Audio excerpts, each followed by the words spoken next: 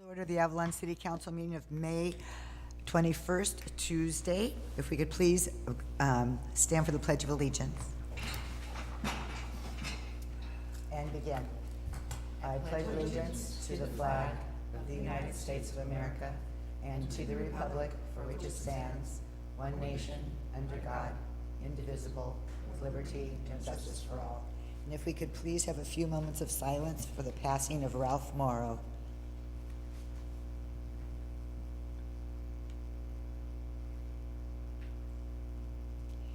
And on a positive note, I'd like to welcome Janie Eisenhut back to Avalon. Oh, yay. Yeah. And if you would please call the roll. Councilmember De La Rosa? Aye. Councilmember Ponce? Here. Councilmember Shigley? Here. Mayor Pro Tem LaBelle? Here. Mayor Marshall? Aye. Okay, we will be going into closed session. Yes, we have two closed session items, conference with legal counsel for existing litigation, Island Enterprises versus City of Avalon, case number 20 LBCV 00291, and Long Beach Unified School District versus Santa Catalina Island Company and City of Avalon, CV 01139-JFWAS. Okay, see you back in a few.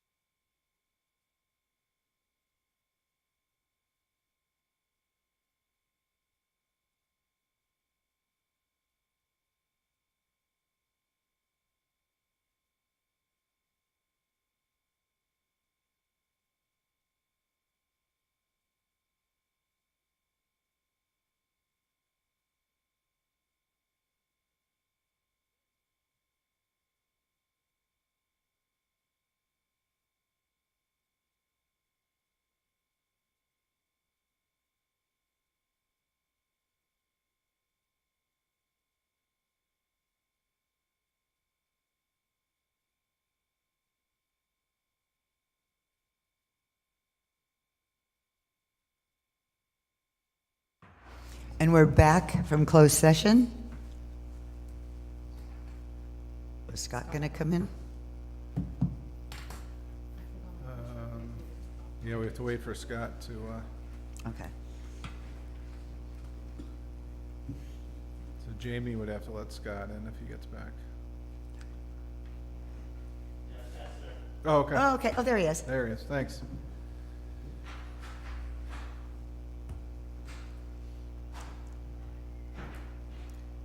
Legal counsel? Yes, we have a reportable action in the Long Beach Unified case.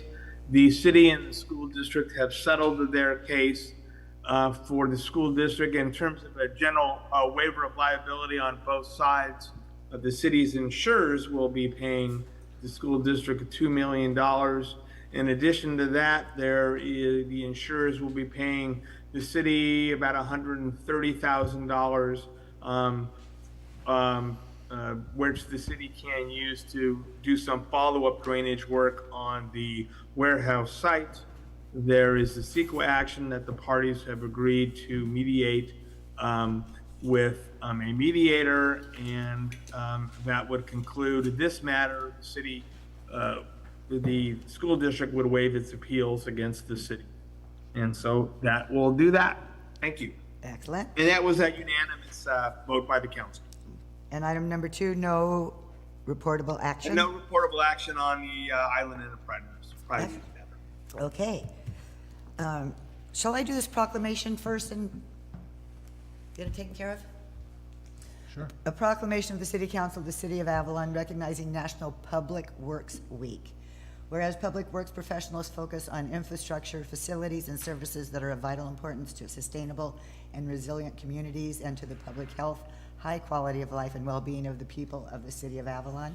And whereas these infrastructures, facilities, and services could not be provided without the dedicated effort of the public work professionals who are engineers, managers, and employees at all levels of government and the private sector who are responsible for rebuilding, improving, and protecting our city's transportation, water supply, water treatment and solid waste system, public buildings, and other structures and facilities essential for our citizens.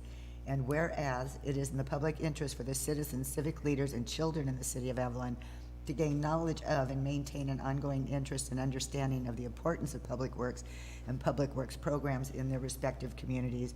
And whereas the year 2024 marks the 64th annual National Public Works Week, sponsored by the American Public Works Association and the Canadian Public Works Association. Now there it be resolved that the City Council of the City of Avalon, on behalf of all its residents, do hereby designate the week of May 19th through the 25th, 2024 as National Public Works Week.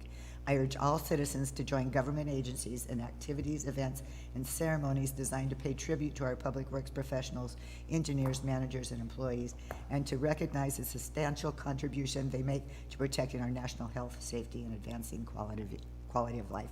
Dated this 21st of May, signed by Mayor and City Council. Let's hear it for the guys and girls.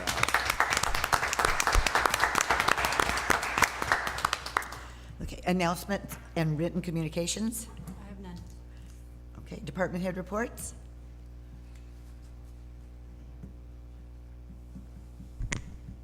Good evening, Madam Mayor, members of the City Council. Warren Karstarfen, Harbor Master. Since my last report, Tuesday, May 7th, patrol moored 463 boats for a total of 1,770 nights.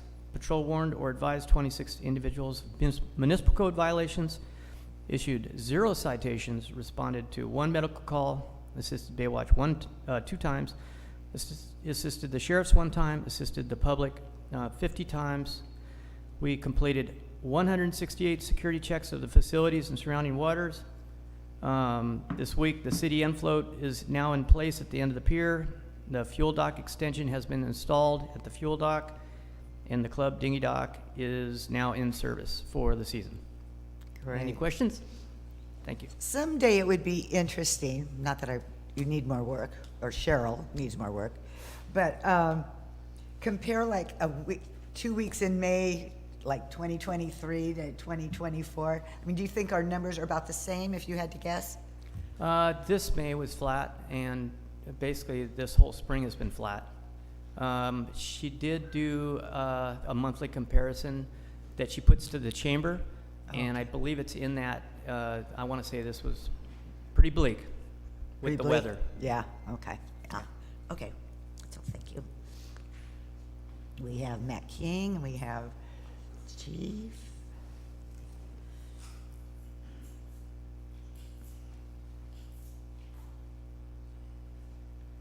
Good evening, Mayor, Council, City Staff. Michael Alegria, Fire Chief. We held our ambulance ceremony. Annie helped push it in. She did it pretty much almost all by herself. Yeah. And then the guys are really enjoying it. It drives really nice, knock on wood. And the electric gurney is great. Have you've had to use it a few We've had times to already, use huh? it a few times already. Yeah, It's excellent. great. And then, if you come by, if anyone else wants to come by, check it out, we'll definitely show it to you. Other than that, any questions? Weed abatement, June 1st, we'll be going around. We're prepared we have extra staffing, paramedics and firefighters for the wine mixer. Oh, yeah. When is that gonna be? June 1st. Oh, June 1st, okay. Okay, any questions of our chief? We were awarded, Cal OES, we were awarded around $150,000 to update our local hazard mitigation plan that we've been trying to redo, so we just got Fantastic. that. We're gonna get the ball rolling on that, Aliana and I.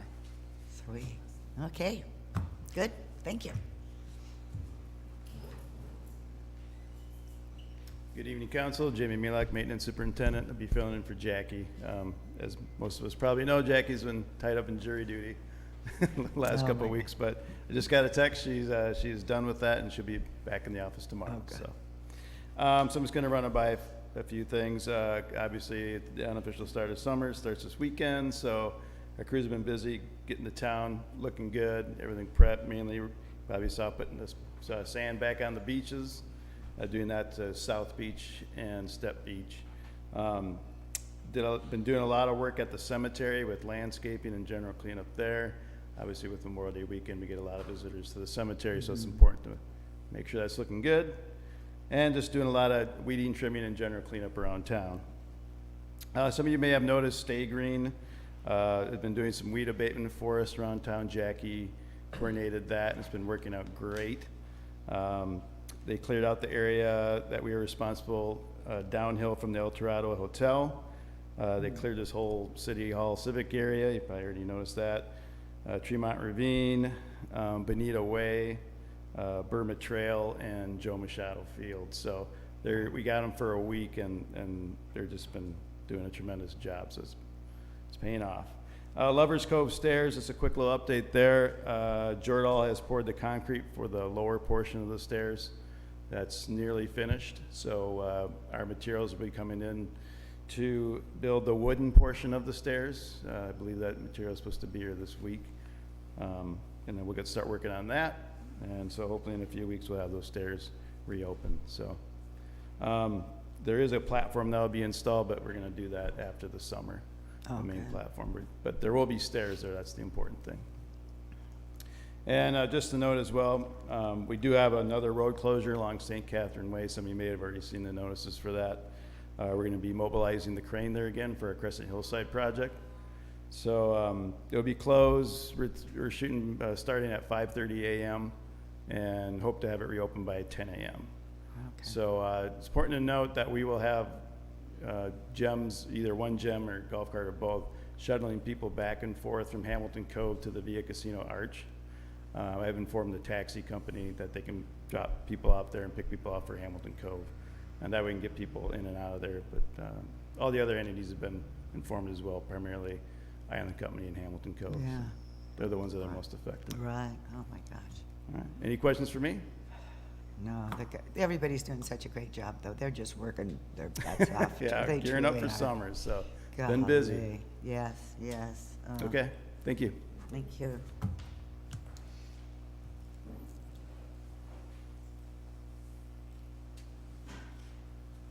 Evening, Madam Mayor, City Council, City Staff. Matthew King, Sheriff's Captain. Since the last council meeting, we've had 6 arrests made, 1 for felony vandalism, 1 for felony fraud, 1 for domestic violence, a felony also, and 3 for drunken public. We went on 243 calls for service. 161 of those were made by the deputies themselves, and 82 were calls for service from the public. We made 23 traffic stops, 9 pedestrian stops. Today we had 2 assemblies at the school. First assembly was with from 3rd to 5th graders regarding bicycle safety, different types of bikes, describing what they can and cannot do. And the second assembly was with 6th through 8th grade. It went very well. There's a lot of information to put out there, and they seem to really understand what we're saying. We really went over the, not so much actually a bicycle by definition, the off-road electric bikes that we're seeing a lot now. They're absolutely illegal on any street, regardless of whether you're on the island or over town. It doesn't make a difference, and there's no place on the island that's actually legal to do that. Really hoping to get out more of a social media presence with this, and some community meetings to make sure these parents and people that are buying these things understand that there's just no legal way to use them on the island. They shouldn't be here, and as of right now, we're kind of pushing out doing traffic stops and giving a warning, and then we want to go into citations and sending them over town with their parents in 60 days. And after that, we're simply going to work with the city to confiscate those bikes for a period of time, make them come back and get them from us, get a release for that property. It's a serious issue we have in town, I'm sure everyone knows, and we're trying to get out in front of it. Unfortunately, there's a great deal of them out there, and it's becoming a serious issue. Those bikes, you know, they typically will go about 40 miles an hour just by making some minor modifications to them, and it's extremely dangerous. So I'm hoping that we can kind of move in a better direction with those. We also talked about, you know, the different types of e-bikes and what they can and cannot do, and it was very informative. We still have to meet with the upper grades to kind of get them on board, but overall it was a very good assembly, and the kids were more excited, for the little kids about my stickers than they were the bike information. But at any rate, it went very well. It's going to be a tough road to kind of deal with those bikes, because if you're a parent, they're listening to this or watching this, that's a big investment. Those things are anywhere from about $1,500 to $4,000, and you're buying something that you're going to be looking at in your garage, or you're going to end up getting citations for using it. You just can't use them in this town. Please don't buy them. Please don't bring them over here. There's nothing you can do with them here except for maybe look at them.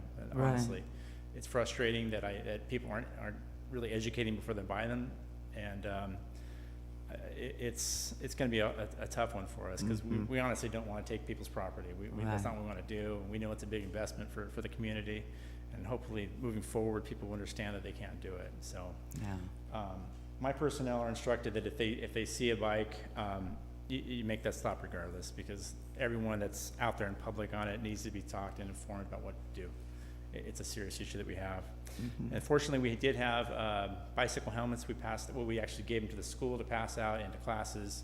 And the only thing I wanted was that they would really talk to the kids about who actually has a helmet and who doesn't have a helmet, or who needs a new helmet, and pass those out. So we were able to give about 120 today out, and with donations from the Yacht Club, from Kathleen Beverage, and from Sheriff's Youth Foundation. Very nice. It was interesting. Grayson came in after being up there, and he was telling me about those bikes. I don't know the names of them, and he was saying what you do, and he said, and all they have to do is cut a cable to make it go faster. Yeah, we don't want to tell the public that. But No, but what? No. Just kidding. So I leave City Hall and I go to my house, and there's a man there just happened to stop me and say that his kid got a ticket for it, and Grayson was saying that some of them don't have pedals, and they have pedals to be legal or something. And the father goes, "Well, my son's has pedals. We just took them off." So he's wondering if he just puts the pedals back on, if it makes the problem go away. I said, I have no idea. Yeah, I've done a lot of research on it, and I really don't want to discuss the ins and outs of what you can and cannot do, because they're let's face it, anybody can Yeah, yeah. mess But with anyway, things. you'll be but, dealing, you'll be, typically speaking, those are not street legal. So. yeah, yeah. So I'm sorry, I'm a little teeny confused. So is it just one particular kind of electric bike or all electric bikes? So, do you know what like a dirt bike looks like? A standard dirt bike, like motorcycle, but made for the dirt. It's got knobby tires on it, big, it kind of deep suspension. Yeah, Okay, they're making a mini version now. It's basically like the size of a 50 motorcycle or an 80 motorcycle. It looks like the mayor's gonna show you a picture. oh, It's a small off-road vehicle with battery powered, and they're extremely fast, and their electric motors have very high torque, so it's not like, you know, a motorcycle or a car with a transmission. When you have an electric motor, your torque is so fast that you're pretty much able to move at a very high rate of speed. And if you don't have a lot of control, or if you're on a public street, anybody, including a seasoned rider, is likely to crash or collide into something. So it's a huge concern, and we're, like I said, it's going to be a long road because there's quite a few out there, and just by doing my own education and talking to the CHP and everything else, it's a problem, you know, all over the state right now, and I'm sure the rest of the country as well. wow, and so, but I know that there's motorcycles, real motorcycles on the island, Yeah. so it's kind of a sticky wicket between the two of those? Well, you can't get these plated, so Oh. they'll have no license plate on them. The So there's the state DMV won't get them a license plate, so they won't be able to use them. And even if, let's say, you're able to get it past DMV, because I'm sure we all know that DMV makes some odd decisions sometimes. We've seen it on the island where, you know, they've been plated some vehicles, and, you know, we have a quad runner that runs around the street, which is a little different. You don't see that every day. But even if that is the fact, that you have to have an M1 license to be on any two-wheel bike on the road anyway. So, and most of those bikes are typically ridden by juveniles and not probably gonna have an M1 license. So I don't really see that being an issue unless they're able to kind of work some kind of, you know, litigation with DMV to get those registered. It's more than likely just gonna be a toy that Yeah. we're gonna have to deal with, you know, Right. constantly. Okay, cool, I got it now, thank you so Yeah. much. Think, any other questions or comments? I just had one comment. Thank you for doing the helmets to the kids, but the big thing with the helmet is if you don't buckle the helmet, it doesn't do any good. I have a picture to show you too. It's my one of my deputies. He's kind of got a big head, and he stuck this big blue helmet over his head and showed him how to buckle it. Yeah, that I harped on it throughout the It's meeting. the one thing that Yeah. drives me crazy. Yeah. that It they're drives me crazy, too. They've got the helmet on, and They're so Yeah. close, yeah. it's like, you What even drives me crash. more crazy, to be honest with you, is when I see the helmet on a handlebar Yes, and yes. they're Yeah. driving, and it's like, come Yes. on, just put on your head. I used to work at the bike shop years ago, and we had a gentleman who was doing a mountain bike around Hogsback, got clipped. And if it hadn't been for the helmet, he would have been dead. He was Absolutely. medevaced off the island, but they brought us back the helmet, and it was just mush. But if he had not had that on, he would have been gone. Yeah. And it's my one big, you know, I want them to wear the helmet, but it does no good if it's not buckled. I completely agree with you. So, And it's a serious issue. We did have some stories to tell during the assembly, kind of explaining what we've seen in our past, and most people that have worked a patrol car for a long period, they've seen some stuff, you know, and and to be honest, I've seen the deputy stop them with this and with the other type of, yeah, and have a conversation with them. So that's good to see. That's really good to see. great. Thank you. Thank you. Oh, sorry, one quick question, sorry, Matt, sorry about that. Just a quick question, there were a couple of people that mentioned tagging this week, and I know that you guys have been kind of looking into it, but is there anything that people should be doing when they notice tagging on buildings or vehicles? Filing a report, providing Yeah, pictures, what's the right step? Well, if it's your property, please call us. I mean, take a report, and even if you're not concerned about the damages, you want to fix it, it's better to report it. I'd love to have statistics to be able to say, you know, we responded to this many calls for vandalism, and, you know, it doesn't hurt anything to report it and get it written down, and that way we can look for it. And nowadays, we're getting more and more cameras as it is, so a lot of it's more workable than it used to be. So if more people call, more people are caught doing it, you're gonna list of those instances actually happening. So yeah, call us every single time. I mean, that's what we're here for. Okay. I mean, you know, Yeah. any crime, so thank you. Thank you. Great, thank you.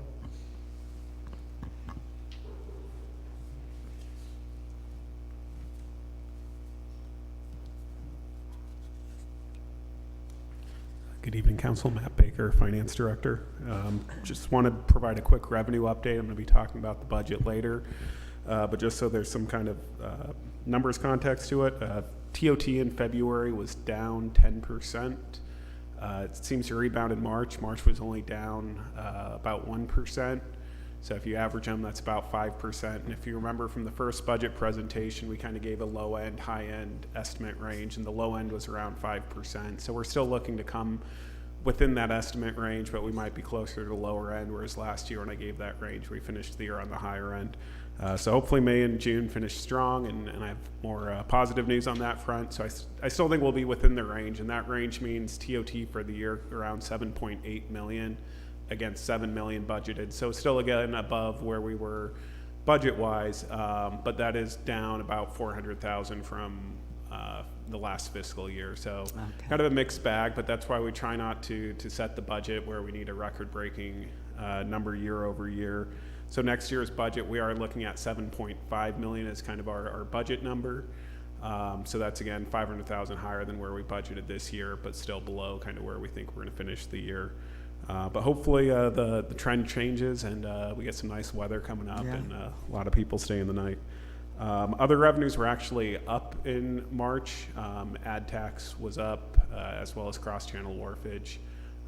Nightly mooring revenues was up slightly or pretty much flat with last year. So kind of a mixed bag, but some positive signs in the month of March. And so the next meeting I'll have April numbers, but it's still kind of too early to tell where April looks like. We usually get most of our reporting the last week of the month. So at the June 4th meeting, I'll have a better sense of where April finishes out. Other than that, we're going to be talking on the budget later, but if there's any other questions about finance. Nope, All right. we're good, thank you.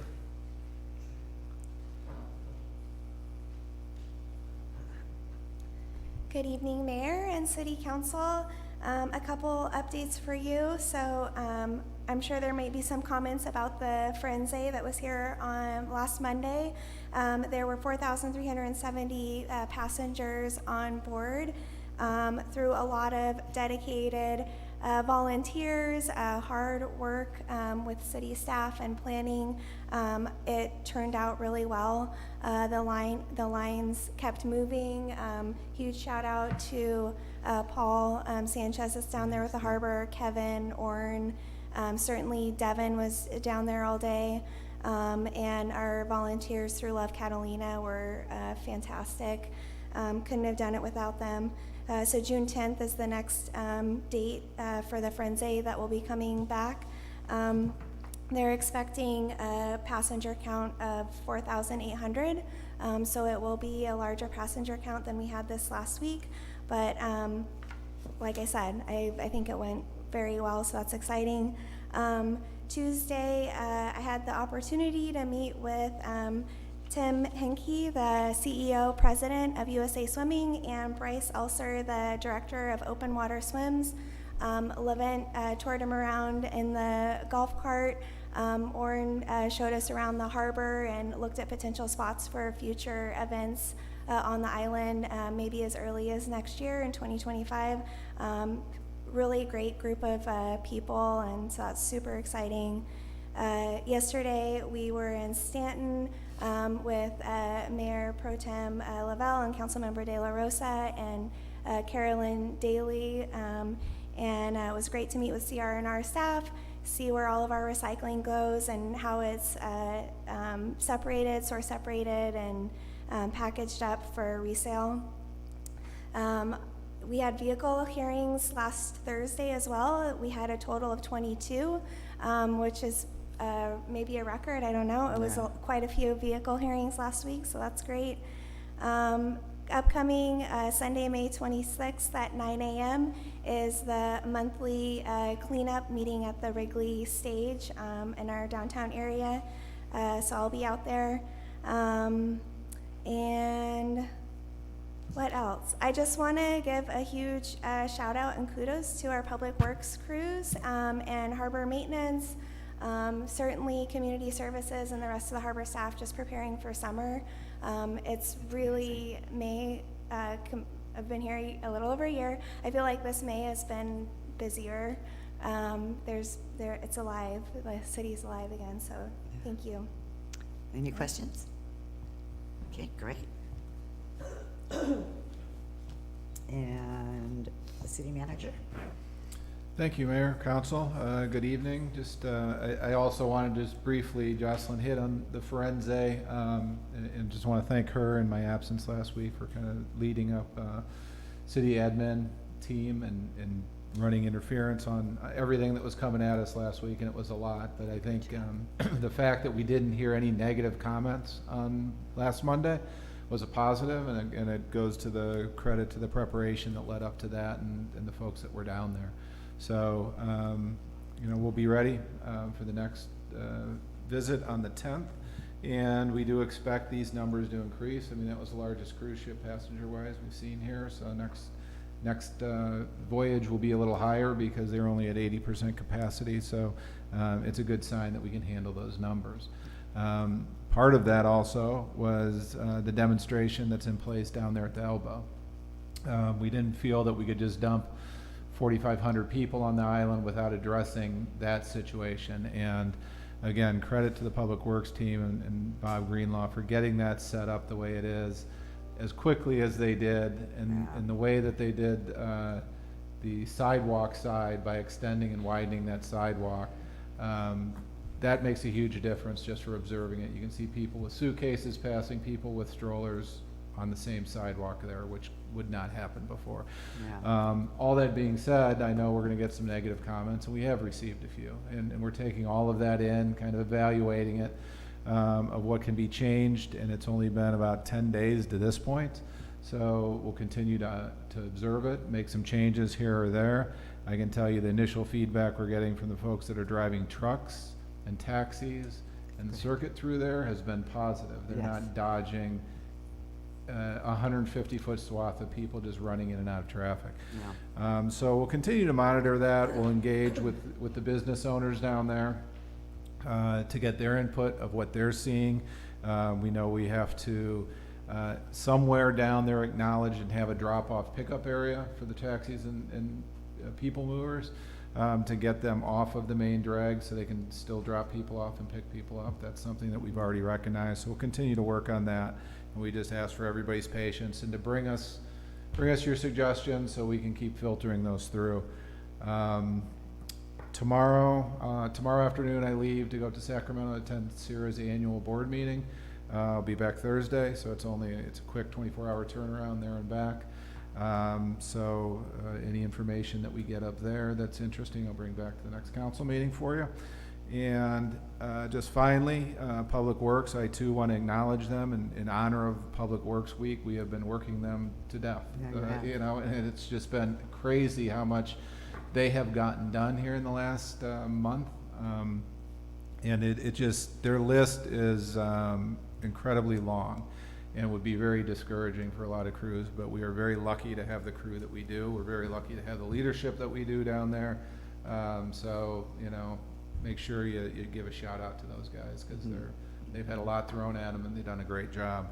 I don't know, Bob, if you were going to mention Crescent Well, Hills. you know what? And I forgot because I skipped right over you, Bob. I didn't see it hop up. I don't know if he was going to report since Jamie reported, but as far as an update on okay. Crescent Hillside and what's going on there.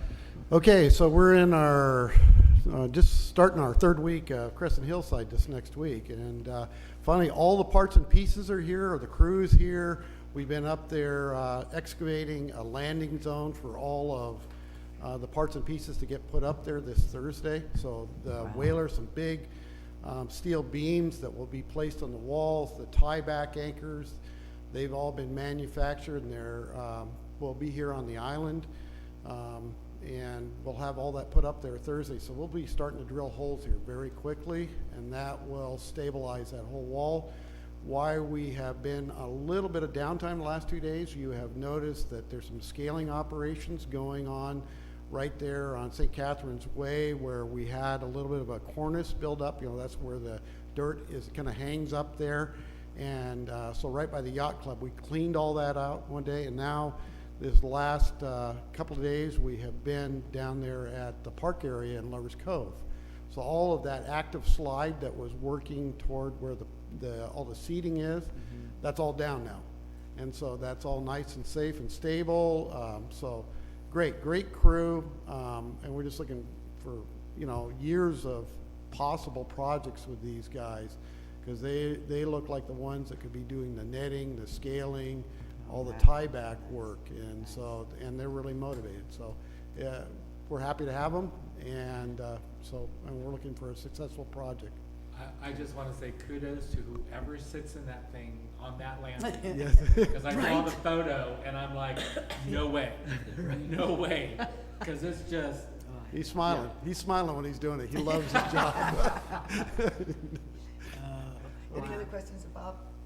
No, thank you. City Attorney? No reportable action from me. I already did that. Thanks much. Thank you. Okay, council member reports? I'll go first. Okay. Just one quick thing. I had spoken to Dave about this, on the ability of getting a receipt if you do a complaint on the webpage. Somebody put in a complaint and wasn't sure if it was received because he didn't receive it. Yes, he received it.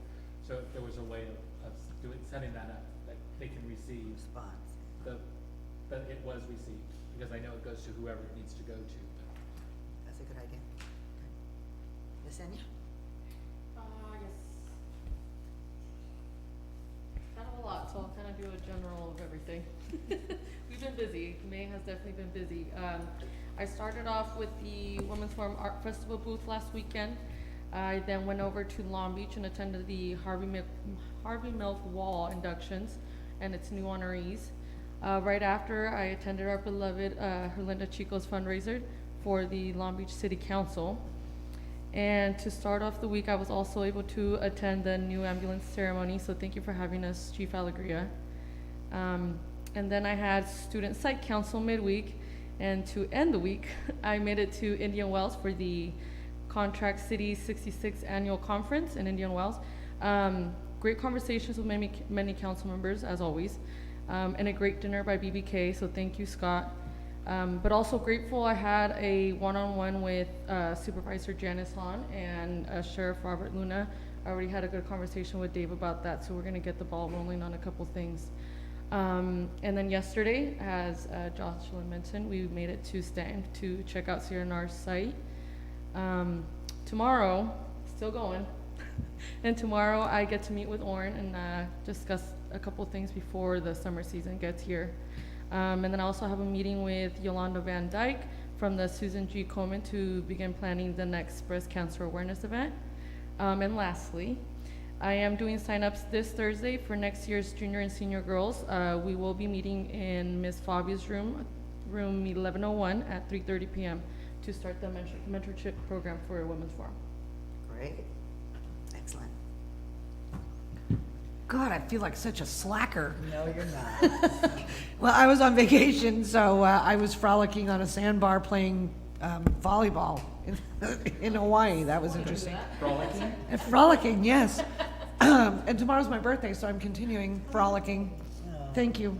But I did come home and I watched the city council meeting that I missed, and you guys did a great job. And I did go through all my emails that I was locked out of while I was on vacation because of the dreaded password change that God, just yeah, me pops too, up and all of a Mary. sudden you're locked, and I'm like, so anyway, I caught up with all of that, and I did sign up for a couple of webinars. I'm gonna attend one on community health profiles, and Jason spoke a lot about that in his presentation, so I'm gonna learn how it all relates to here.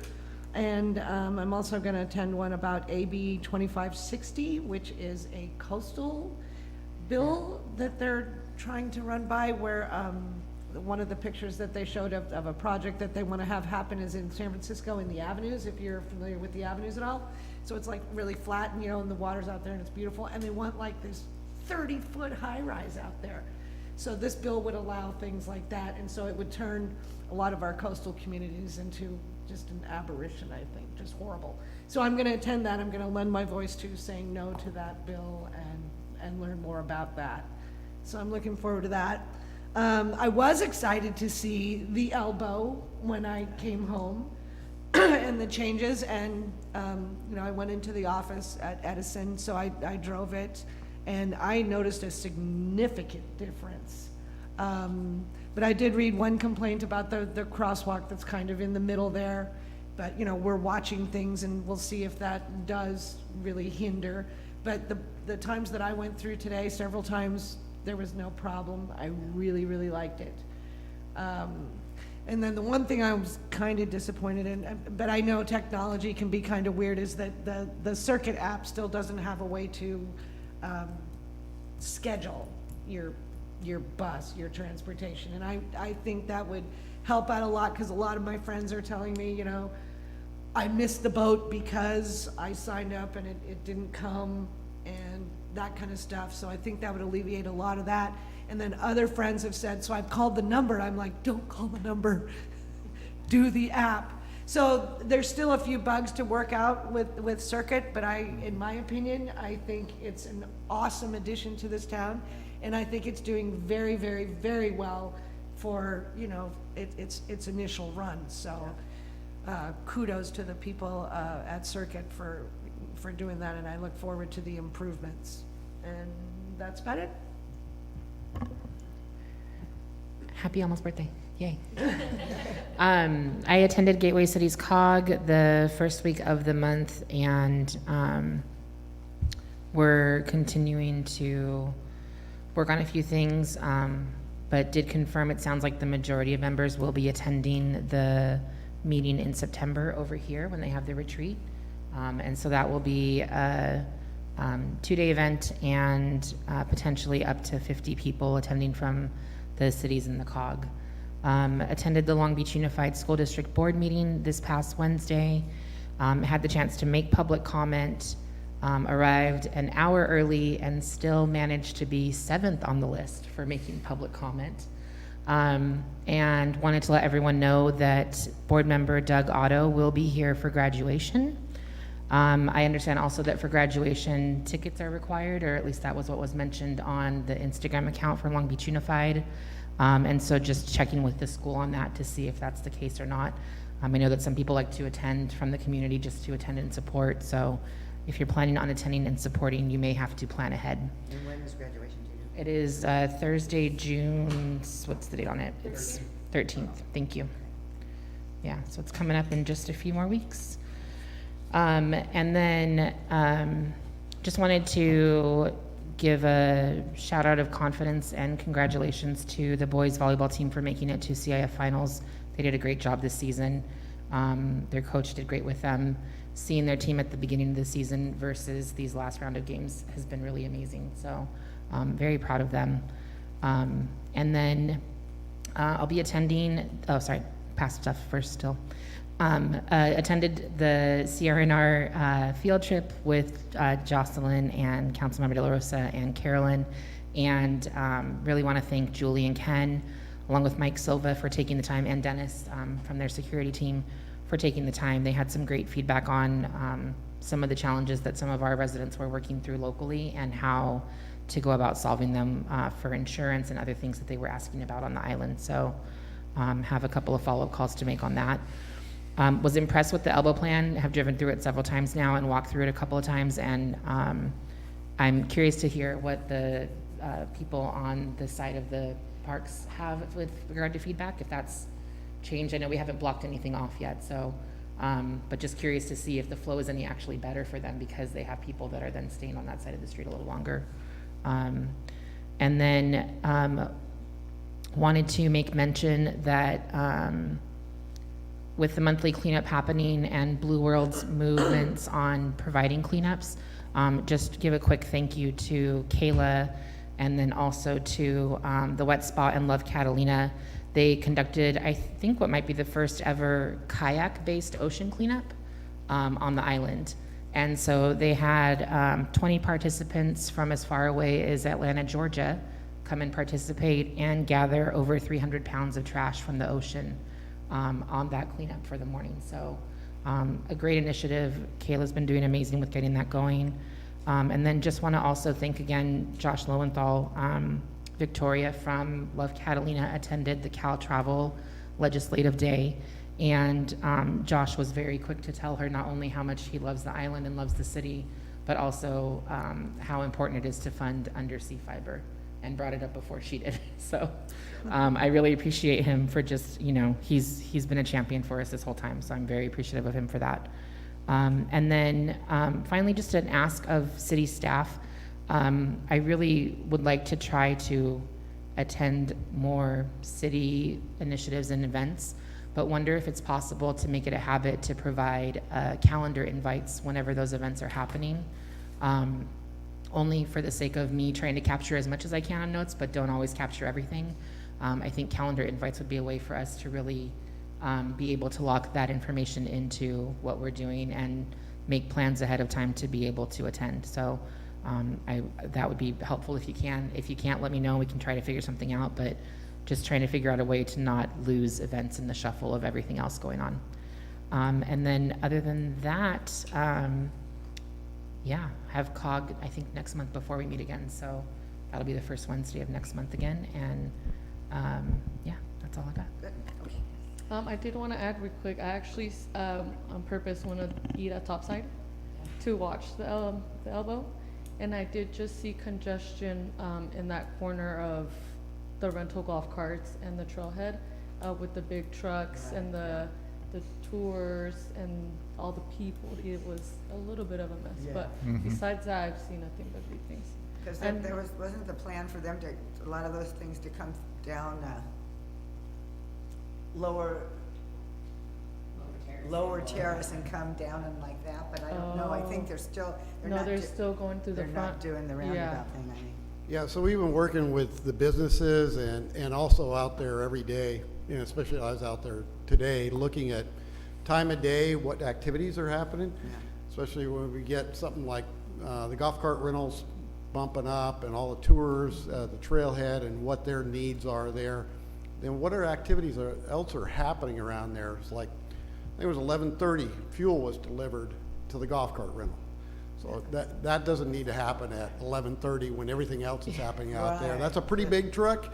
And then also what the golf cart rental is doing is like people that need accessibility get a load in the rear back there. So they're bringing out a few golf carts and so on. In the mix of all that, there was bi-directional golf cart traffic going right there by the park in that little wedge. Right. And then the fuel truck was coming out, and then Cat Bev was coming in with two different loads. So I think deliveries can happen early in the morning. And I think at certain businesses here, and that's, I think our message really to the businesses, get out there early, especially in the summertime when we don't need all the, and then I've got some other markings to put in the road for temporary. We're getting a pretty good look at what it would look like. But there's some spatial things that will be, that we'll note as we come to you with the results of some of the first few weeks here that we can describe. Some of the things we knew were not the exact dimension, you know, like the turn where the wall is at Clarissa there. We know that that's shy dimension and because we just moved the sidewalk 2 feet. And so ultimately, if the project goes forward, that wall would move. That's one of the things that has to happen to make that turning radius, okay, to make that, improve that. The throw to that intersection has to expand out to be able to, and operationally, what do we do at the trailhead, at the golf cart rental with our employees during the peak times? Because we can make those things happen. We noticed that today. There were some improvements that happened when we had personnel out there. We knew on certain movements that were critical. So those are the things that we're identifying and we'll bring forward to talk about with the community. Thank you, Great, Bob. thank you. Cool. I did have a quick question for Captain King. Do you guys have extra helmets, and could they pick them up at the station? Yes. Okay, perfect. Yeah, we have about, we've got 30 left at the station.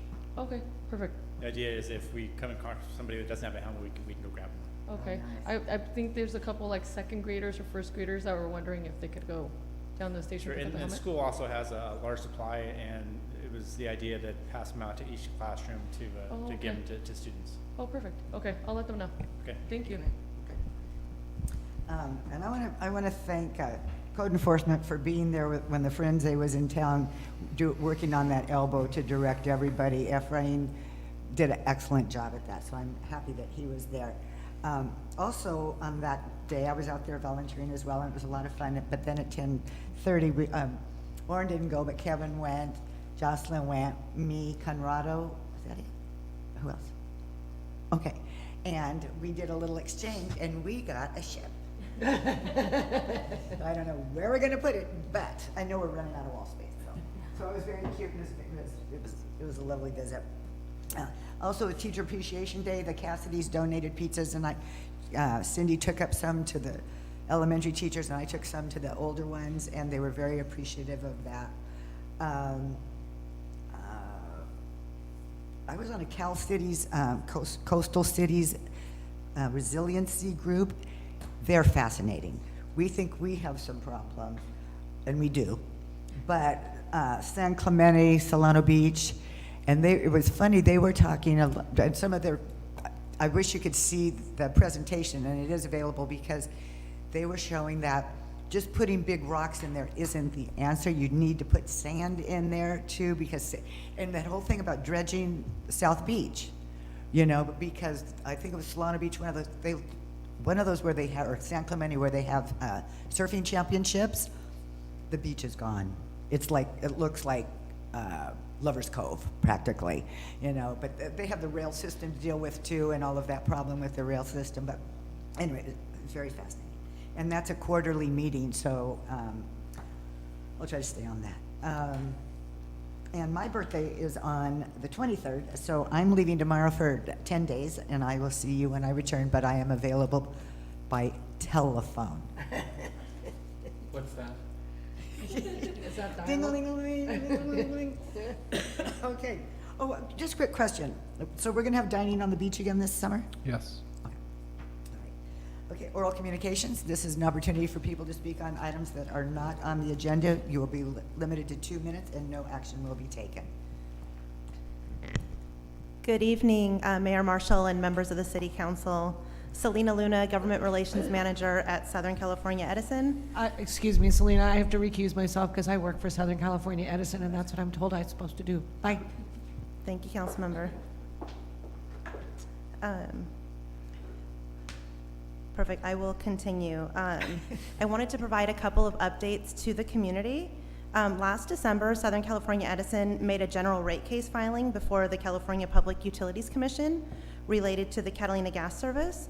As part of this application, the California Public Utilities Commission will be holding remote public forums for customers to provide input on the company's proposal for its general rate case.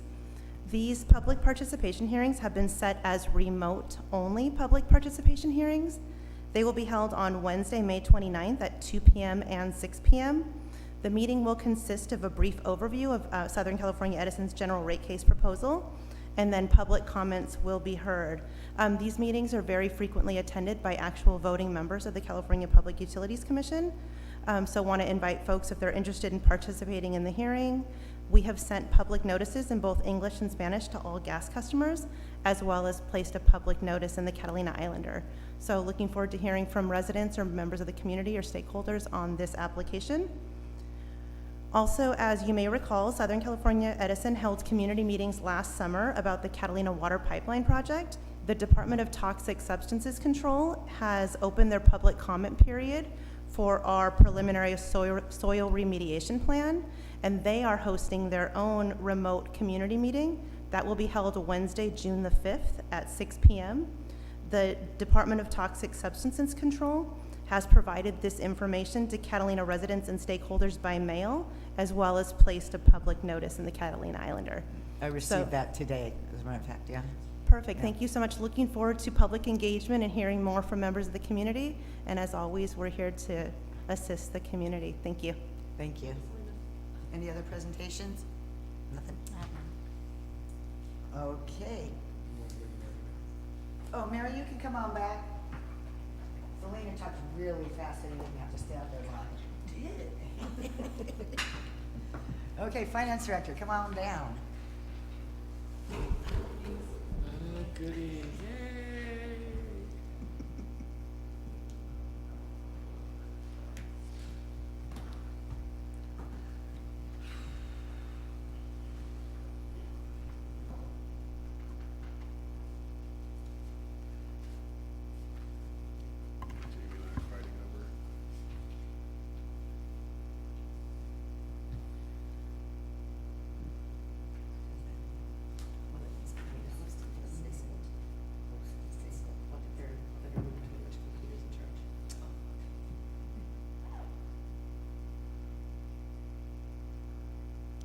Here, Jamie, I can take it over.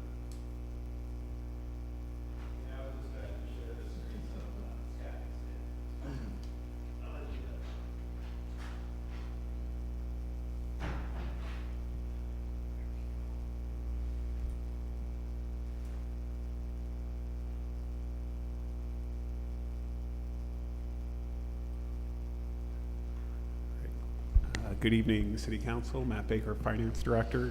This is our third of our budget presentations.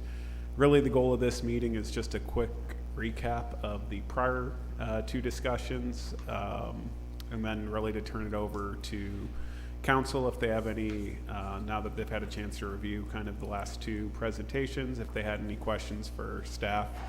Ultimately, the goal is at the June 4th meeting to present to council a full complete budget. So again, this is still a draft budget. We're still having meetings with department heads and with the city manager to put this together. But we also want to keep you in the loop as kind of where we're at in that process. So hopefully this night, only a few slides so we can run through it pretty quick. Again, this slide was from the last meeting, our budget priorities. Again, really our goal is for a structurally balanced budget. So that's where our recurring revenues are enough to cover our ongoing operating expenditures. We're trying to set revenues at a level where we're confident we can hit them.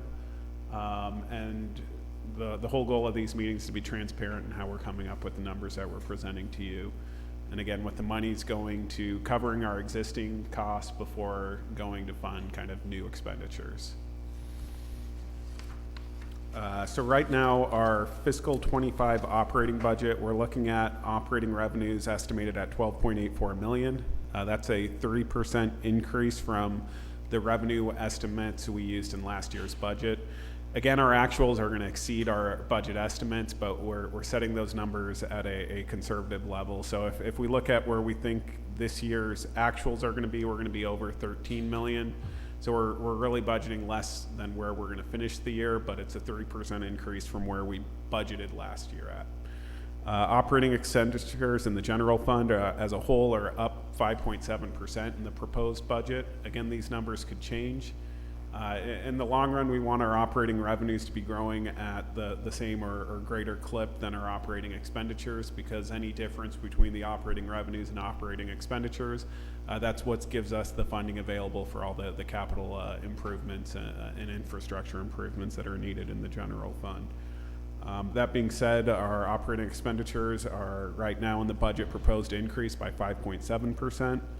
And the next ones break it down kind of by department, and I just want to quickly highlight a few reasons as to the various swings between the departments. So in law enforcement, right now we're still working with the sheriff's department, so we don't have a final contract to bring, so I have an estimated increase of close to 10%. It's actually higher, but the internal service increase is less, and so that's why this whole nets to a 10% increase.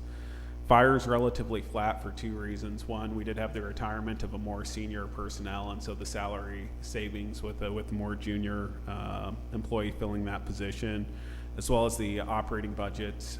This year's budget had some one-time funding for turnouts and one-time funding for training. While there's still considerable amounts in the budget next year for turnouts and training, it is less, and so that kind of contributed to the only 0.30% increase. The public works looks high, but there's kind of two reasons why that's kind of that explains the 30% increase. The first being our maintenance personnel that were previously assigned to the rec department. We've kind of had a reorg, and so they've been shifted in the budget to our public works department. So before we had a maintenance worker and part-time maintenance workers assigned to recreation. They are now all in the public works budget, and so that's part of the reason for that increase.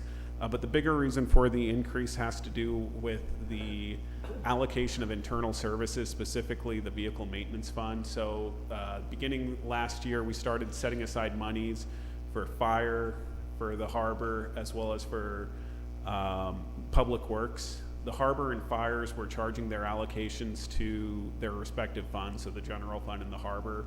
But public works, since the sewer benefits, the harbor may benefit, we're charging those to the vehicle maintenance fund. And so if you compare prior years to this year's budget, the general fund public works is picking up more of the garage's budget, but it's because the other funds are paying for their vehicles kind of within their own fund. So that's why you see that considerable increase in public works. It's not that operating budgets are truly going, well, they are, but it's kind of how the money's getting shifted around. Similarly, planning is down 24%, but the biggest reason for that decrease is last year in the budget we had $250,000 for various planning grant documents. So the ATP would be an example, or any of the local coastal permits that we had going through. This year we have $50,000 in the budget, so that's the $200,000 difference, and that's really where the decrease is. That could change if new grant-related planning documents get identified over the course of the year. Last year we kind of erred on the high side, and we really didn't have anywhere near that amount in activity, and so this year we kind of set it more where we expect it to be, and so that's really where that decrease is. Planning also had slight decrease in their internal service allocation, just kind of shifts in kind of each year. So for the internal services, every year I look at how much each department gets charged, and if their staffing changes or if their level of expenditure activity changes, their percentage of the internal service allocation might change as well. Again, community services had some savings from the shift of the maintenance personnel, and that was offset by some increases in their operating expenditures, particularly in park and facility maintenances.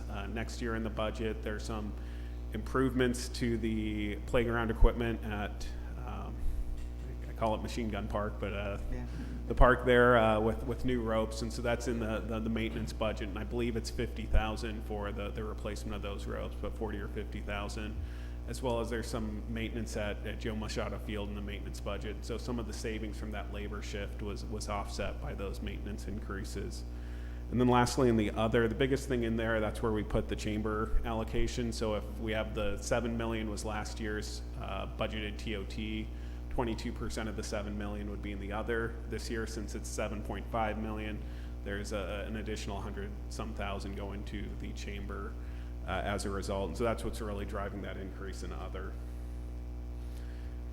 Again, not to spend too much time on this, but just another way to look at it. You can really see our salaries and benefits is relatively flat. The reason it's down again is because the shift of the rec maintenance employees to public works. The public works maintenance crews are divided between harbor, sewer, saltwater, and solid waste, and so there's some savings to the general fund there, as well as the retirement of the personnel in the fire department. And again, the increase in internal services, really that's from the share of vehicle maintenance, where we've shifted more of that cost to the general fund, since the fire department and the harbor department have their own vehicle replacement within their respective funds. I have a quick question. Do Yep. we plan on doing like a compensation study sometime soon? Do we, okay. We RFPs issued the out. RFP, I think last week. and Okay, so we're budgeting for that already? Yeah. Yes. Okay, thank you. So real quick, in harbor operating revenues, we're budgeting an increase of 5.5%, and our operating expenditures right now in the budget are increasing by 8.1. You can see kind of how it's broken down. We don't have departments per se, but Harbor Public Works, some of that increase is because of the increase of their share of those rec department personnel is getting part of their time now assigned to the harbor for the work they do along the waterfront. The admin budget, operations, The fuel dock, it's a big percentage increase, but it's because last year we had only $5,000 budgeted to the fuel dock, but there's some testing and permitting that we're still responsible for, and so we did a mid-year amendment. But compared to last year's budget, that's why you see that increase. I got a question. Yep. What about our electric boat? Did we already pay for that? Is that in there? Is it coming? So that would be in the capital budget, so it wouldn't be reflected in any of those numbers there. I believe there will be a staff report coming to council either in June or July to discuss that. That's in the capital budget. I just don't recall if it's in this year's capital budget or next year's capital budget. Thanks. That definitely is in the plans. So again, just another way to look at kind of the breakdown. We have in the harbor, salaries and benefits increase of 8.7%. Really the shift or the increase in patrol versus the decrease in maintenance. Last year we had a parking and maintenance officer retire, and that position was filled with a new harbor patrol officer. And so really it's a net wash as far as headcount, but just kind of a shifting from patrol to maintenance, how I classify them. But you can see the other increase is really in the harbor public works. And again, there's kind of two pieces to that. One, it is the rec positions getting reassigned to public works. Some of that is getting picked up by the harbor, as well as in the budget, there is one new position for a maintenance lead worker within public works, and a portion of their time is getting charged to the Harbor Public Works. Matt, a question on that, and to kind of piggyback off of Councilmember De La Rosa's question.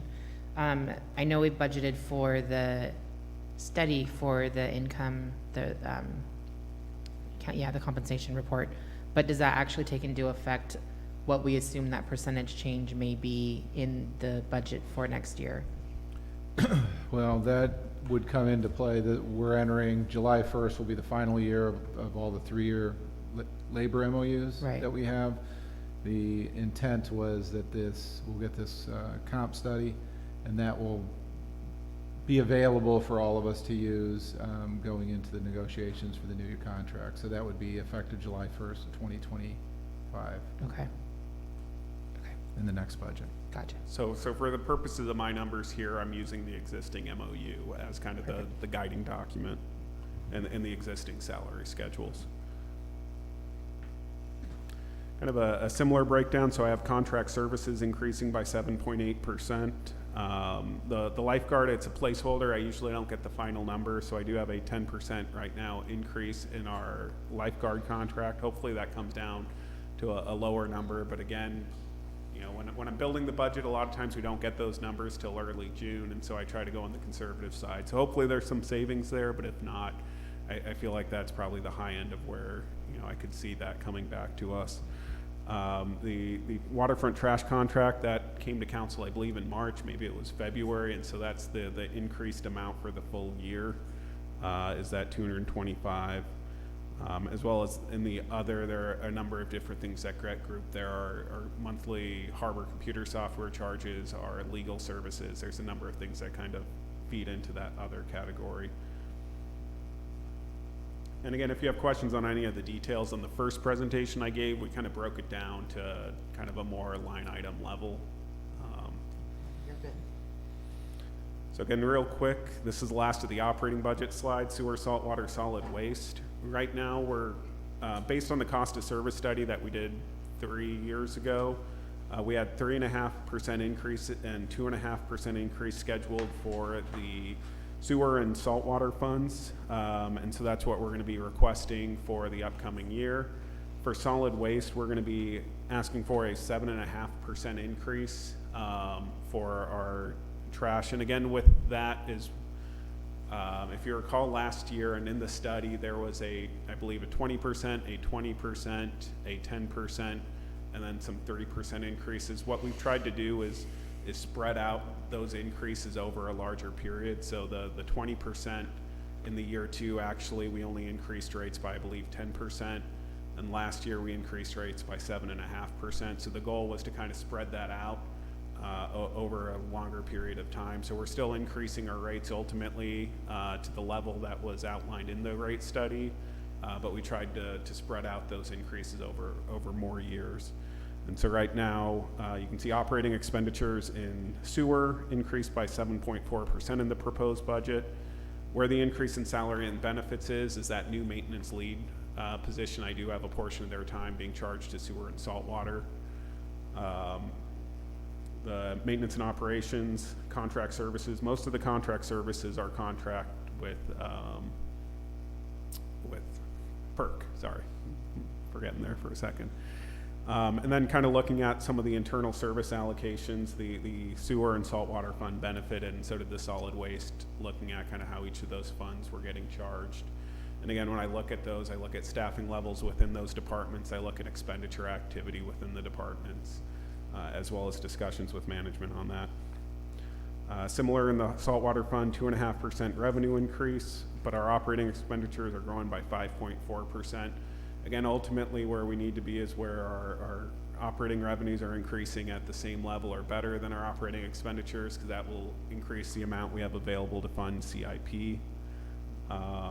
And then you can see in the solid waste fund, our operating expenditures right now in the budget are increasing by 2.5%, with our revenues increasing by 7.5%, but that's because we need to build the additional amount to fund either the landfill closure and post-closure costs, so build that up, or to fund the construction of a wall. And I apologize if you sent me slides, Jocelyn, but I did not incorporate them in.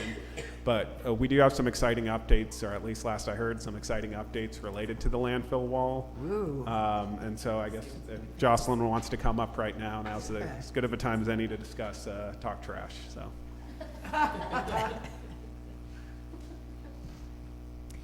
Yeah, so I was waiting for some images from our consultant, which I got at the 11th hour, so not helpful. But I do want to create like a web page dedicated to this project, like we do for the mole and some of the other larger projects. So we are getting very close to completion on a lot of the technical studies and reports, like cultural, biological, the geotechnical analysis, so that's super exciting.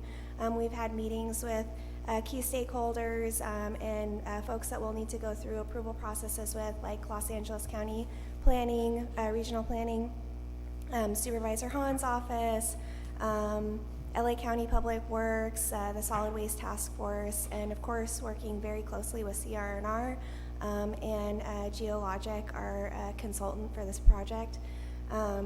So during the geotechnical analysis, when they were taking soil samples and doing a little bit further research into the project, originally the proposal for the design was to build a concrete retaining wall to vertically extend the 18-foot wall to extend the life of the landfill.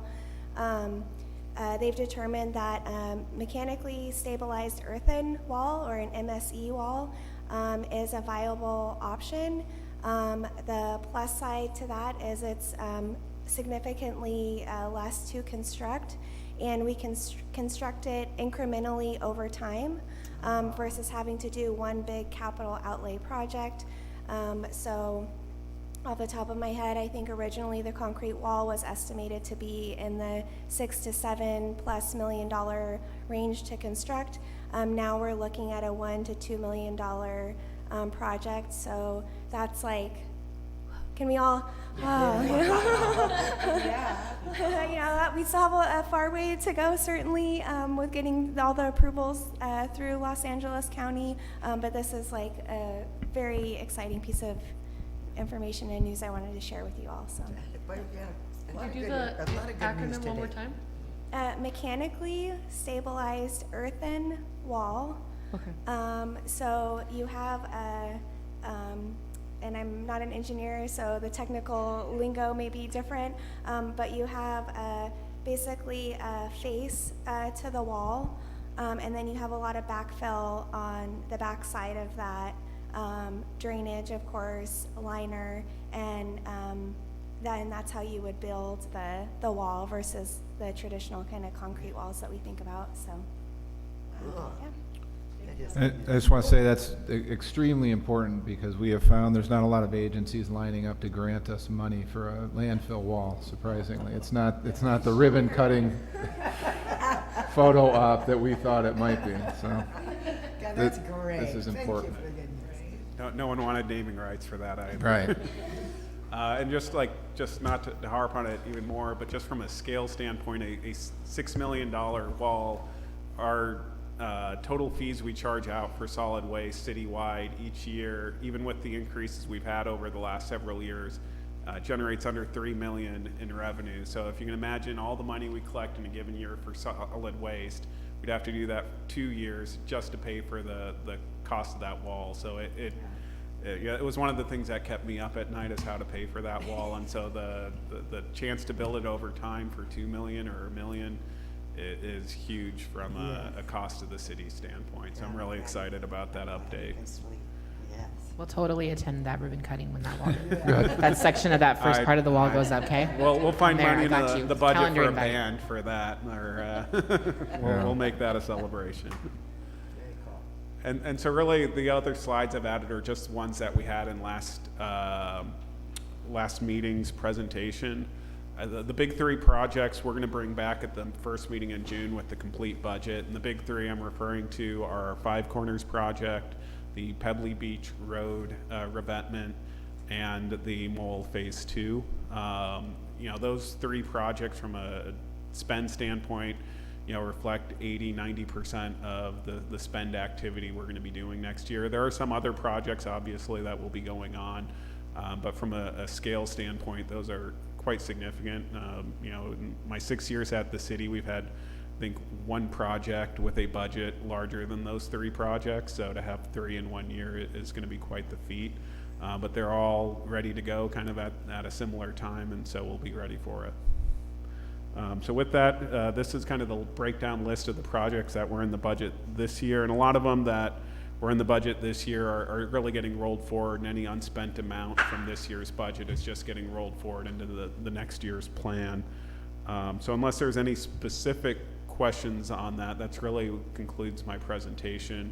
Again, we're still developing the budget. If you do have questions from the prior presentations, we're happy offline to chat about those, or at the first meeting in June, we'll have kind of a complete picture to share with council. And again, the goal would be to give that draft of the budget, but a more complete draft of the budget to council at that first meeting of June, and then to bring it at the second meeting for adoption. We always could schedule an additional meeting if needed, but right now the goal is to get you that draft at the first meeting of June and a final to vote on at that second meeting.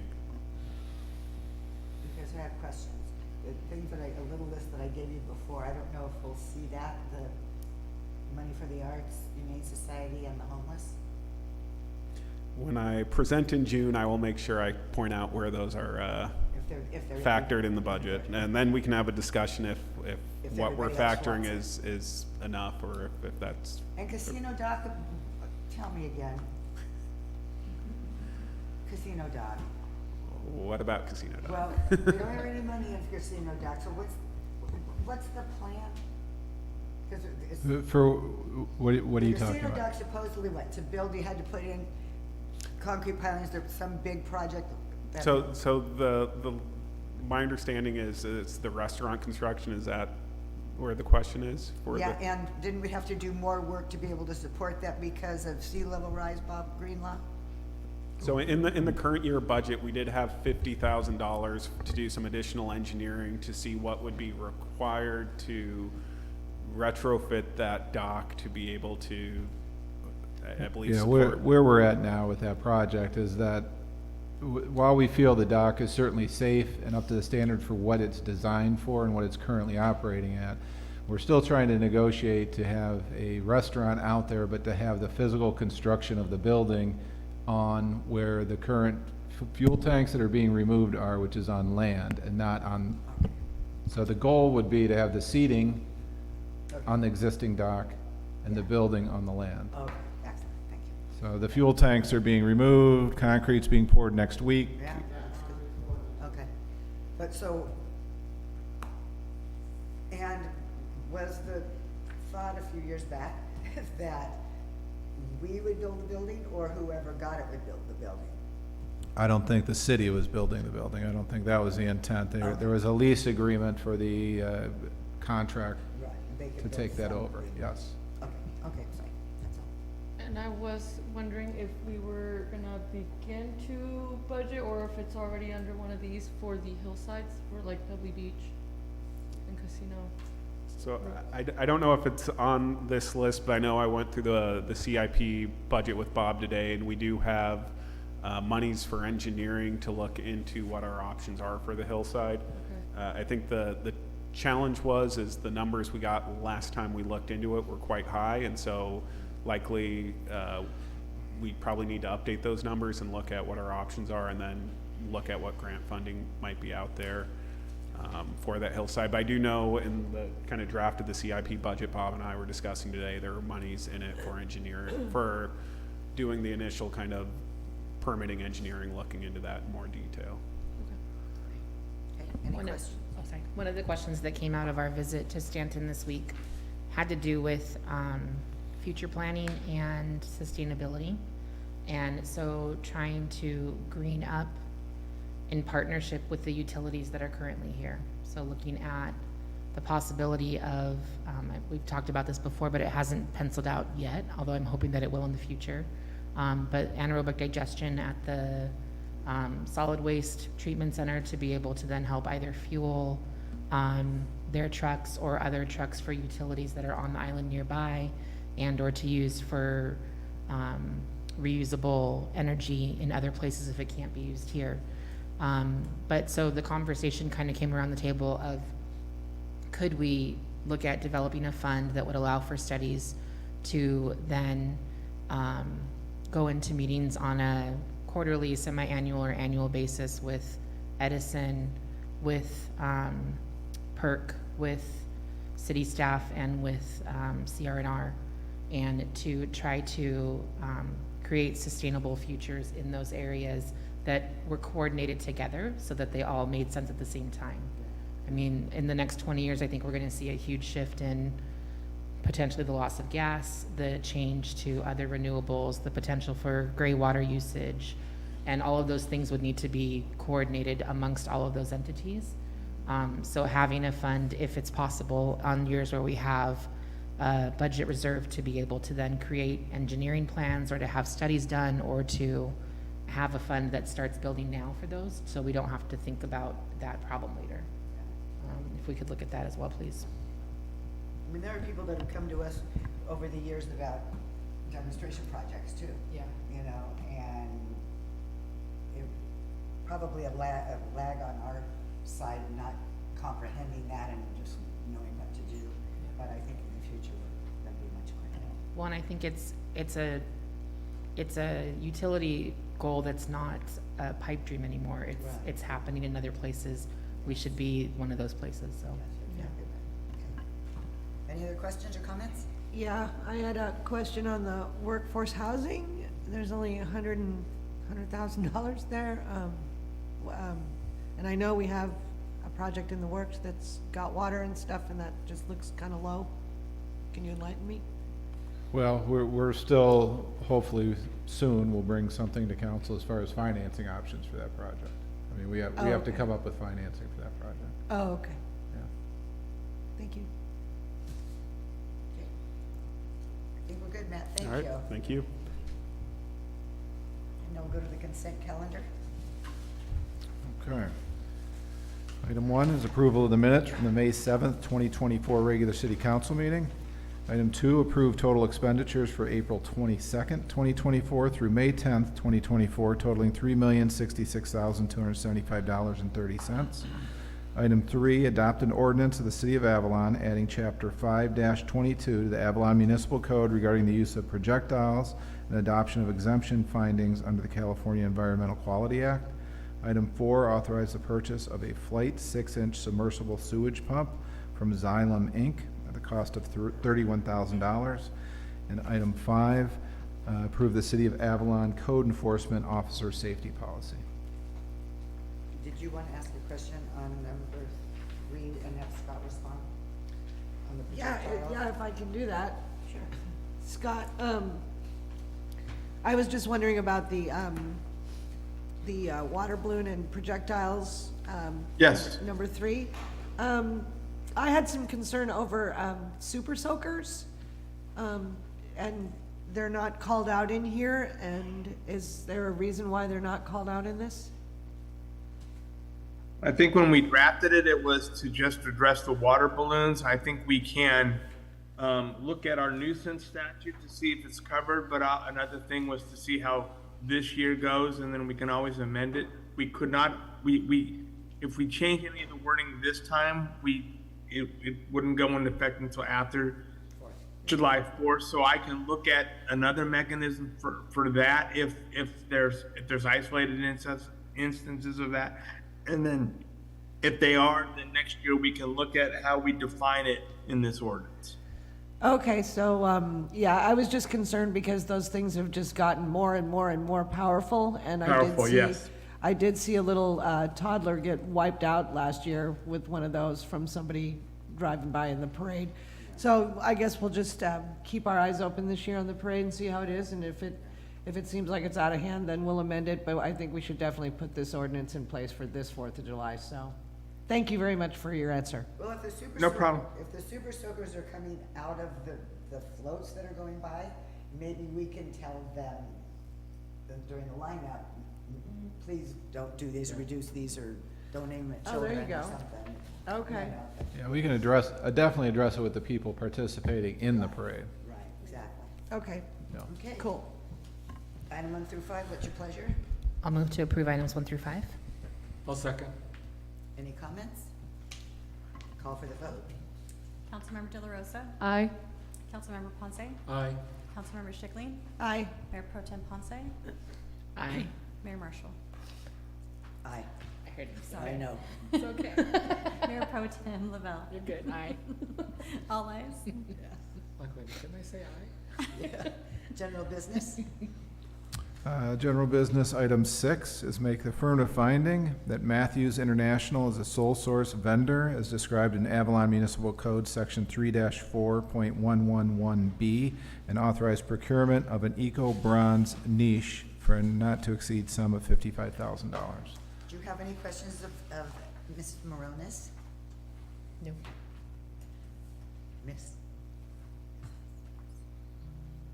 Okay. I'll make a motion, make the affirmative finding that Matthews International is a sole source vendor as described in Avalon Municipal Code, Section 3-4.111B, and authorize procurement of an Eco Bronze niche for not to exceed the sum of $55,000.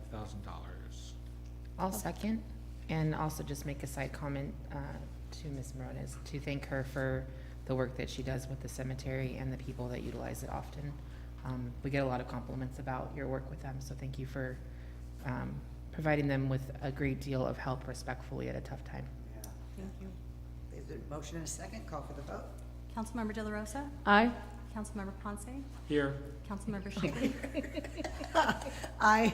Sound like Mayor me. Pro Tem Lavelle? Aye. Mayor Marshall? Aye. All ayes. Just breaking down. Well, no, I just figured if Yesenia can say, Item number 7.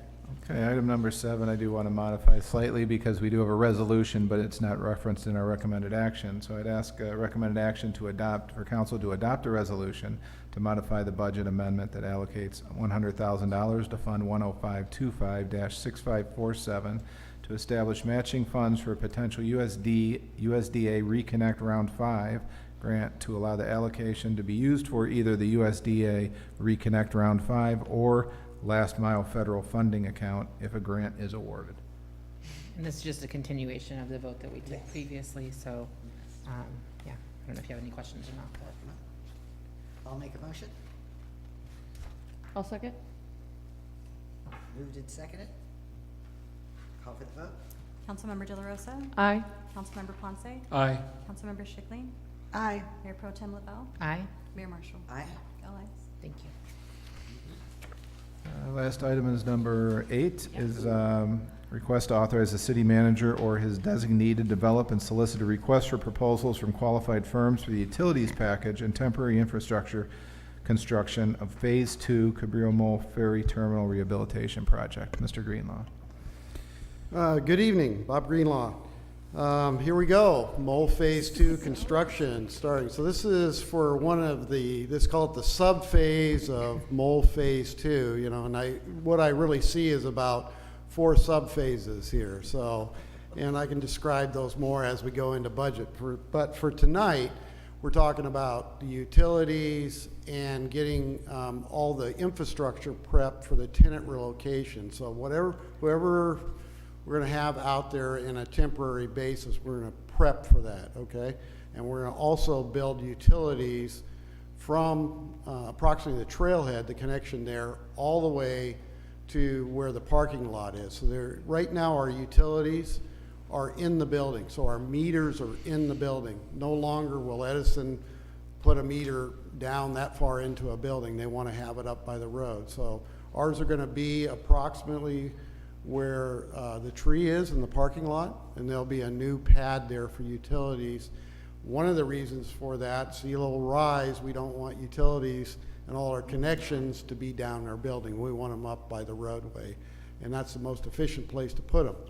So that being said, we need to put out this, what we call our utility package, which is an underground utility that runs from about where Ben is all the way up to that front location. And then also, if you look at this exhibit, and this is generally where things are going to happen, you see that kind of that green area where the landscaping is currently. Imagine that we're going to do away with that landscaping for now, and it's going to be redone when we redo that area with the mole project. And what this creates is a space where that landscaping is, and we're going to build temporary decking, so those facilities that will be on that curb line, well, that are serving those tenants, and so that your ticketing, your bathrooms, and any of the other facilities that we're going to have supported there, we're going to have decks out there. And those decks will be at the elevation of the sidewalk.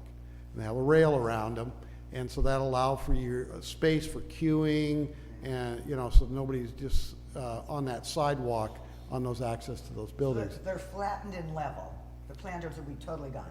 The planters, all the plants will be gone, and then we'll build a level platform. And then we'll build a level platform out to where that bench seating is, the brick seating that's now there, where people are sitting on the wall. We don't have the money to just take the planters out and flatten it out, and we've got a lot more walkway. So, Why do we have to build up? Now we've got issues with elevation, right? And people climbing stairs to get to these things. Why can't we just take all those planters out and call it a day? And then when we need a plant later on, we put a tree out there.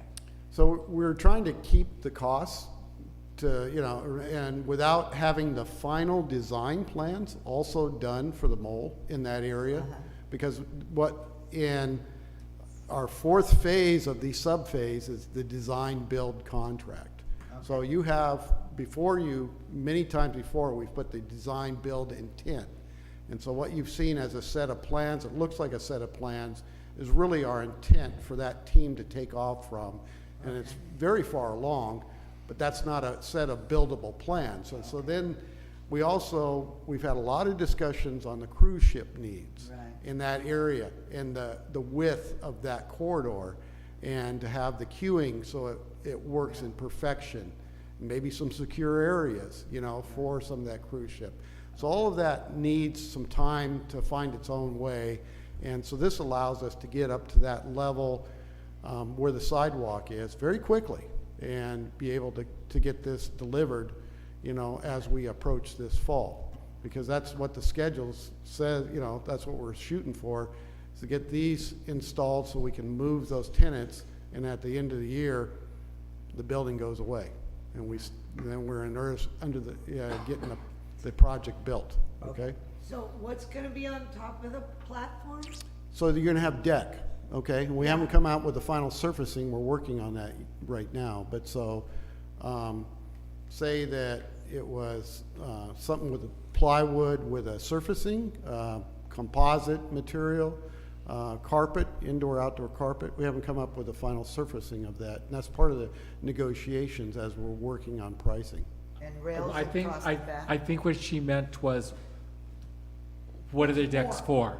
But what they're gonna be for lining up, getting your tickets, checking your luggage. Going to So, the bathroom. right now you have a 5-foot, you have maybe a 4.5, 5-foot sidewalk. Right. Now, just put the building, that's the temporary building, say that's just like a trailer. Right. And has a window, a ticket window. You'd be standing on the sidewalk. Okay, and then that would be fine for one person, but now this queue up a bunch of people like are in front of the ticket window right now. Where do we put them during that time when we still have to pass people by in the sidewalk? So now we move them in an area that's on those decks so they can queue up on there. And then also we can, as people are waiting for the restrooms, because we have some temporary restroom facilities and there's gonna be, I believe, 14 stalls in those, that you can also hang out in that deck while you're waiting for that instead of being in a line along that sidewalk. Can you clarify, Bob, the buildings themselves are they going to overhang into the street or just to the edge of the sidewalk on the back side? The buildings themselves will actually be in the parking of the street. Okay. So the parking of the street in that area will go away during this project. So there won't be a sidewalk on that side. So there'll be something that incorporates the deck over the sidewalk, okay, so to level all that out. Here, let me, I don't want to go too far into details here, but. Well, it's just kind of hard to see. Okay.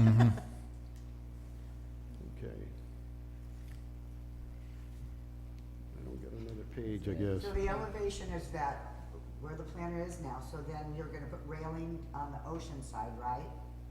We'll have to put railings around so people don't fall off over Right. the edge. But Just the a second. access point is the same, is it the same height as the sidewalk is, right? Am I seeing that right or wrong? Yes. Yeah. Do you have a So second you don't have to page, walk Matt? upstairs, you can literally. Because I think I loaded it. No, but if I'm short, then how am I gonna do that? There it is. Okay, here's a cross-section view.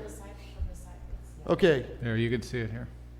so you can see where we've got the K-rail out to your right side there. That's in the street. We have the current sidewalk that has a deck built over it. And we have a temporary restroom facility. And that deck continues out over all of the landscaping. Okay. But it's not reducing the space between the planter and. No, this is the edge of the planter right here. So this is the shelf, the thing you're asking about. So here's the planter right here. See where my cursor is going? Okay, So the planter box sits right here. okay. Okay, here's the sidewalk. Okay, See, here's the deck surface up top here, expanding all of that, okay. okay? And what that does is realize that the sidewalk that's there is not level.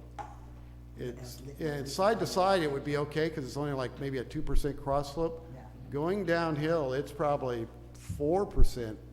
And so now I build a set of level buildings, and at one end it may be, only an inch difference, and at the other end I got like 8-inch step into the, so I need to be an area where it's accessible, that people don't have to worry about stepping off, and it just serves everything. So we put a little bit of investment, not much, a little bit of investment in here. You're gonna have something that we're using for about 18 months, minimum, that we want this to be a pretty good facility that we accept our visitors and our residents can use this, and it looks good, and it operates great, okay? For success to happen, we have to have it operate great, So a good set of restrooms, good set of ticket offices. It looks good, it doesn't look just, like we've thrown a Sandy hut in there, okay? And it's not permanent, it's temporary. It's temporary, I yes. understand that. And I'm just curious, does anybody know, has traffic at the ticket window at the boat decreased significantly since we all do it online? Just anecdotally, every time I've walked out there, the line that is normally at the 750 boat has not been there. Yeah. maybe 2 or 3 people in line as opposed to the whole, Some of you. yeah. So that's probably That helpful. helps. Yeah, that's helpful, and we Yeah. may Good be in some timing there. transition, but to be successful, we need to plan for the worst. Right. And when we talked to, Catalina Express, they said, this is what we need to be successful. So we got to set them up for success, for everything to be good. We don't want this to fail as we get out there. We want to get this done and focus on the project, and get everybody happy that's our tenants, that everything's successful. That's what we're trying to do here.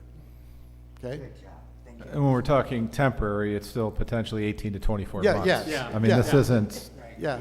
3 It still months. needs to work. Yeah. And we'll share even some more details after we get, the final RFP and negotiations done. But there's some high-quality temporary restrooms, temporary office facilities, and they're gonna look good, too.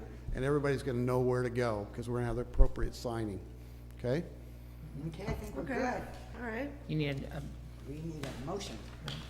I'll make a motion to authorize the city manager or his designee to develop and solicit a request for proposals from qualified firms for the utilities package and temporary infrastructure construction, Phase 2 of the Cabrillo Mole Ferry Terminal Rehabilitation Project. I will second. Okay, moved and seconded, call for the vote. Aye. Oh, sorry. What'd you say? It's gone all over off the rails. Councilmember De La Rosa? Councilmember Ponce? Aye. Councilmember Schickling? Aye. Mayor Pro Tem Lavelle? Aye. Mayor Marshall? Aye. So exciting. Well, I love to hear the enthusiasm from Bob Greenlaw, and Jocelyn, and Matt. It's just amazing. You just Doing good. keep up the excitement and the enthusiasm. Okay, if no further comments, meeting adjourned.